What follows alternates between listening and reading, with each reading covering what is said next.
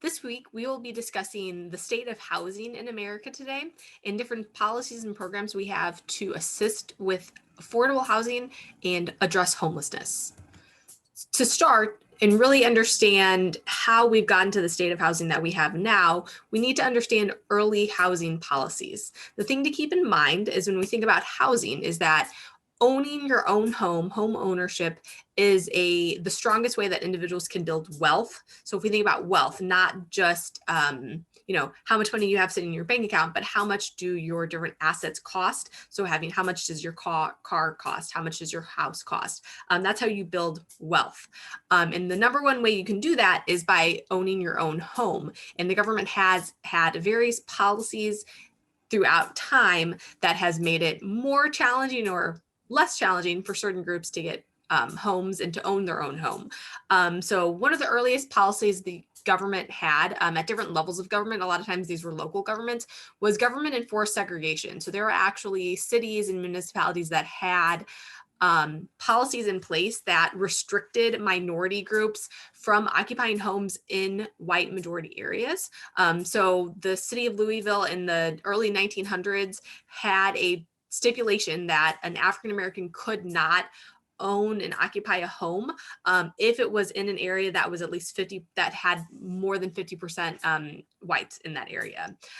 This in 1917 was ruled unconstitutional by the Supreme Court. However, this was simply replaced with what are known as racially restrictive housing covenants. So with government enforced segregation, these were actual government policies that said we are forcing individuals to live in certain areas. With racially restrictive housing covenants, these are agreements amongst individuals who live in a neighborhood not to sell to individuals from a different racial group. So a lot of times these were neighborhood associations who all of the neighbors agreed that they would not sell their property to individuals who were predominantly African American or Hispanic. So these are, again, these were allowed because they were not government mandated. They were very discriminatory and they prevented individuals from moving into certain areas, but they were legally allowed up until the 1960s. This was kind of, in addition to these racially restrictive housing covenants, we also had redlining. So the government started in the 1930s to assist individuals with receiving home loans. And this was as part of the New Deal. So as part of FDR's New Deal, they created the home loan programs that helped individuals get home loans. However, banks were allowed to determine whether a home was eligible for a loan. So in addition to looking at characteristics of the individual who was trying to get the home loan, such as their credit score, their income, etc. It also looked at where's the home located. And if the home they were trying to purchase was in not as good communities or what they would classify as distressed communities, they would not provide a loan to that neighborhood. And they had city maps where they actually marked certain areas in different colors, and the best color was green. And in order for something, area to be marked as green, it needed to be predominantly whites who lived in that area, and parts of town that were marked in red were predominantly with African Americans or other minorities, and these areas were not allowed to get home loans. So what happened was that individuals from minority backgrounds, they weren't allowed to move to white neighborhoods, and they weren't allowed to get loans in their neighborhood. So they were blocked from building wealth and from owning their own home, and they were kind of stuck to rent. And it was really hard for new homeowners to take over these lands, and these areas really fell into disrepair. So as a result, despite the fact that the government had these housing assistance programs, they were not widely available to minority families until the 1960s. So redlining really was in existence up until the Fair Housing Act, which we'll talk about, in the 1960s. So that's how we kind of had this continued enforced segregation throughout the country. There were also less explicit ways that we had discrimination in housing, but it's definitely present. In particular, African Americans and Latinos in this period of time were found to be shown fewer homes, told about fewer listings. They were asked more questions about their qualifications than individuals who were white. So the banks did more thorough background checks. If this was a racial minority, they were steered to other communities. So rather than shown, if they talked to a real estate agents would kind of steer them away from the white communities and only show them homes in certain areas. They were quoted higher loan rates. They were given less discounts on closing costs. So these were all racially motivated, but less obvious, but it was still going on, and it still really prevented minority groups from building wealth, owning their own homes, and taking advantage of these government assistance programs. The Fair Housing Act was passed in 1968, and the Fair Housing Act was passed to address widespread disparity in housing. So it prohibited discrimination based on race, religion, national origin, and sex. It later added familial status and disability. So you can no longer discriminate if someone has a disability. Homes have to be accommodating to people with disabilities. If people have children, they cannot be turned down because they have kids. So these are all things that are still in place today.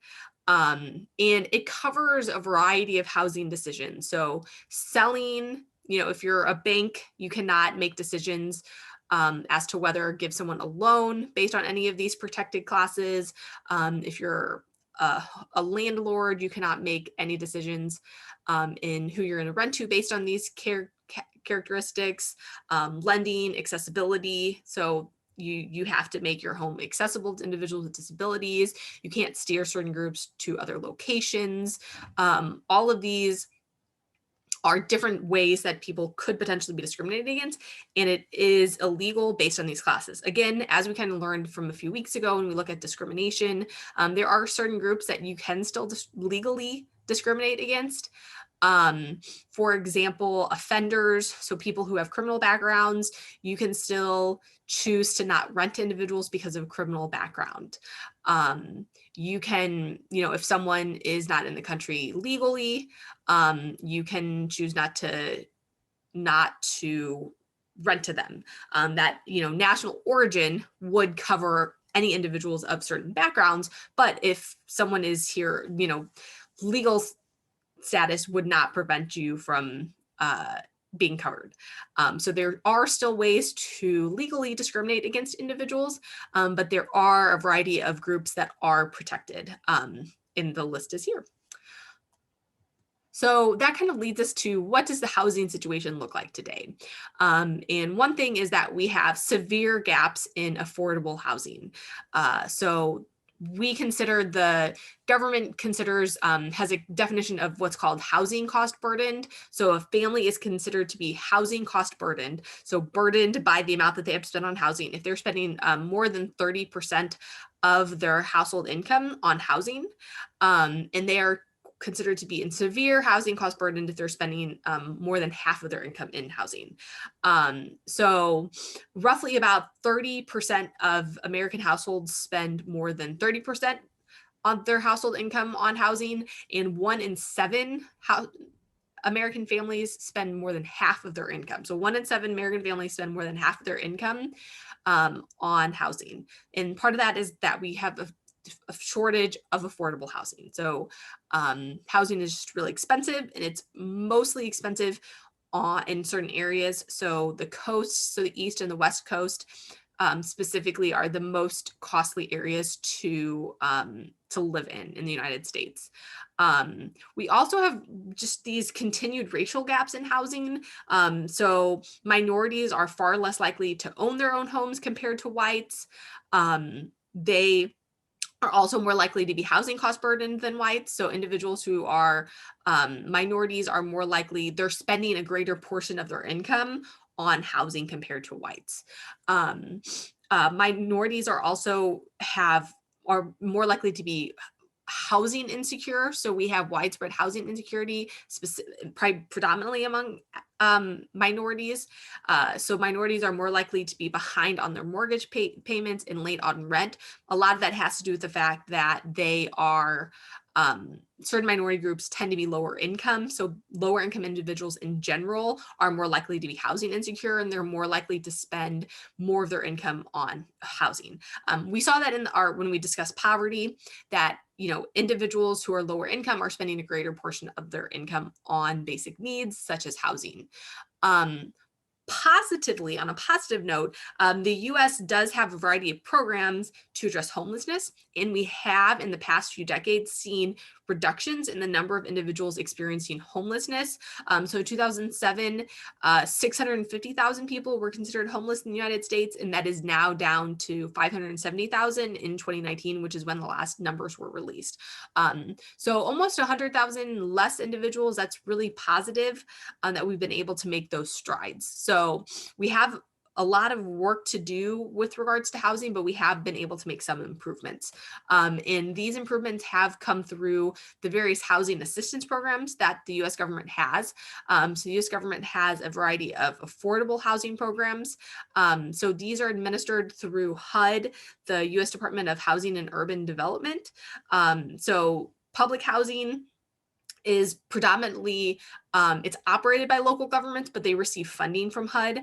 And these are typically apartments for low-income households, so low-income families, individuals who are older adults, or individuals who are disabled, all qualify for public housing. And again, you have different local public housing authorities who operate these programs and receive funding from the U.S. federal government.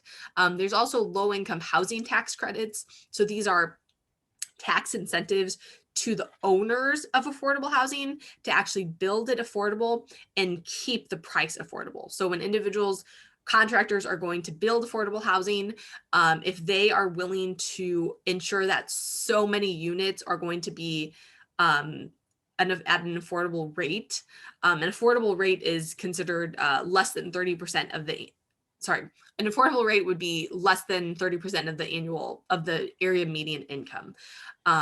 So if they're willing to keep it low cost, then they can receive certain tax incentives. And then we also have the Section 8 program is administered through the Department of Housing and Urban Development. And these are also known as housing choice vouchers. So these are the same program.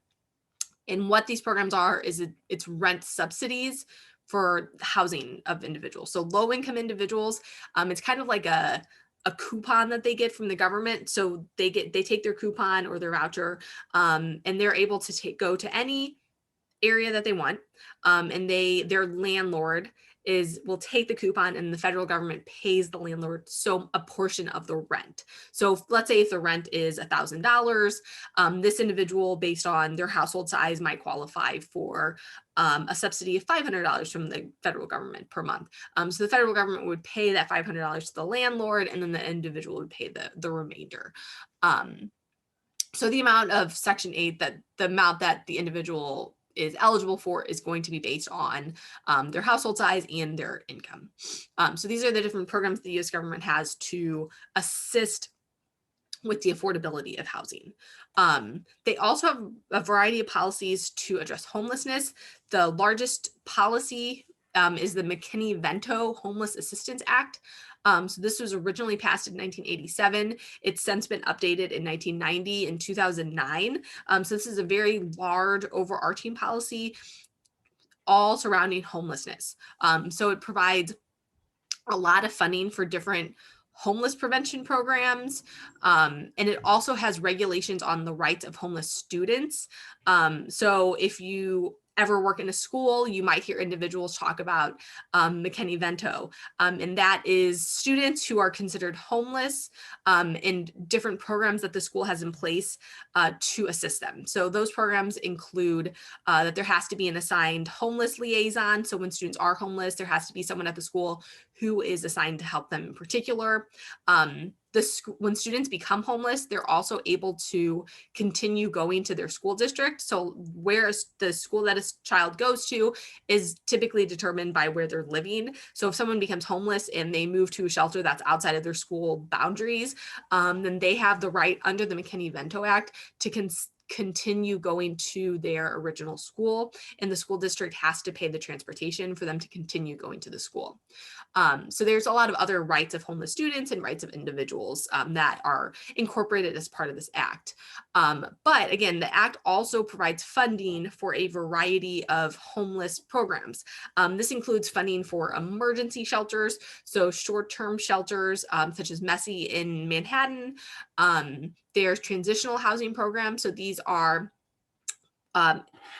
people can live in transitional housing for up to 24 months. So it helps transition them to permanent housing. So they received housing assistance, and they might receive support such as case management, maybe access to a social worker, access to mental health services, etc. And then there's also permanent supportive housing. This is long-term housing and support specifically for people with disabilities. So this is geared towards people who are chronically homeless and have either a disability or a mental illness. So they would be able to live in housing long-term and be provided with support, again, such as mental health case management, social workers who are checking in on them, therapy, substance use treatment, etc. So these are all the different types of programs that are supported by the federal government. So again, this is situations where they are administered by local cities and they get the funding from the federal government. So as our homeless services have evolved over time, different cities have taken different approaches to actually assisting homeless individuals. And a lot of times different questions that they've asked is, how quickly should we provide permanent housing to individuals? Is it that we want to give people housing immediately, or should we kind of slowly transition them to permanent housing? What type of support services should we offer them? Should they be required to participate in substance use treatment? Should they be required to meet with their social worker every month in order to continue receiving housing? Should sobriety be mandated? So a lot of housing programs require individuals to be sober. So they have to take drug tests. If they show up at an emergency shelter and they've been drinking alcohol, they would be kicked out. So different housing programs have different approaches to these different questions. And traditionally, the traditional model of homeless services, the first part of it is that they use transitional housing. So individuals, when they first become homeless, they would kind of be moved into an emergency shelter. And once they're, that's where they might be. Maybe they're sleeping at a church or in a gym, sleeping on a cot. And once they're in there for a few nights, then they might be transitioned into transitional housing, which might be, like a room for their family, private room that they can live in up to 2 years. And they receive support to then move into permanent housing. And from there, they're moving into permanent affordable housing, where they are, assisted with finding a job, to then that they can afford this apartment on their own. Whereas other individuals, if they have a mental illness or a disability, they would be able to be eligible for permanent supportive housing, where the government is kind of paying for their housing long term and providing them case management. The thing to keep in mind is that under the traditional model, at any of these points in time, if an individual fails a drug screen or is using alcohol, they would be kicked out. So they might be in the middle of transitional housing, getting ready for their permanent supportive housing. And if they are using drugs, they'd kind of fall back into an emergency shelter situation. So all of these points, they're going to be provided with supportive services, but those supportive services are typically mandatory. In order for them to maintain the housing, they have to be engaging in these supportive services, such as going to drug counseling, mental health checkups, etc. This is in contrast to the Housing First model. So the Housing First has taken hold over the past probably 20 years. And the housing first is the idea that it's also kind of goes along with rapid rehousing programs. So rapid housing first. So these kind of have similar names. So it's a situation where when an individual becomes homeless, rather than moving them from an emergency shelter to transitional housing to then eventually get to permanent housing, they're rapidly rehoused. And Housing First is primarily targeting individuals with mental illness and substance use. And they quickly get them permanent housing, and they don't require them to participate in certain programs. The programs are available, so they have access to substance use treatment. They have access to mental health case management and counseling services, but these are not required. They're available, but they won't lose their housing if they would fall off the wagon. So if they fail a drug screen, they would still be able to stay in their housing. The idea with the Housing First model, if you think of Maslow's hierarchy of needs, with Maslow's hierarchy, you need to have your basic needs met first before you can work on some of those higher level needs. So thinking about Maslow's hierarchy, if you don't have a place to sleep, if you're constantly worried about where you're going to sleep that night, you're never going to be able to work on, counseling and your mental health, because those are higher up. Those don't take priority. Your housing, you're having a roof over your head, it's always going to take priority in your mind. So this is the idea that individuals will never be able to fully work on their mental illness if they're constantly being worried about where they're sleeping. So with Housing First, they're taking care of those basic needs and then allowing individuals to take the time to work on their mental health issues, their behavioral health issues, substance use, etc. So there's no barriers to entry. They don't have to be sober. They're not required to participate in services, but those services are available and they are encouraged. So it's kind of like the idea that you're meeting someone where they are. When those individuals are ready, those services will be there. The interesting thing is that Housing First services or rapid rehousing has been found to be more effective than the traditional method. And it's been found to be more effective in the way that, individuals, they have higher retention. So individuals are less likely to be kicked out or lose their housing. They're less likely to fall back into homelessness. They're less likely to use crisis interventions.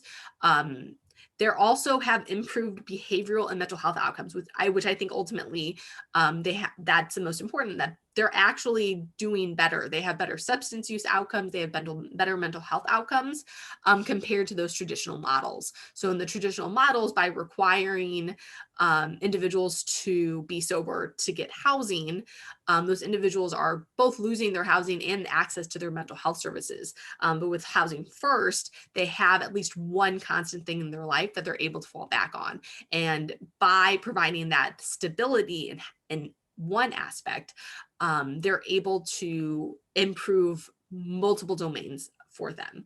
So this is kind of where a lot of programs are starting to kind of move towards this model. And there is a reading for class this week for you to learn more about the Housing First model compared to different traditional models of providing assistance.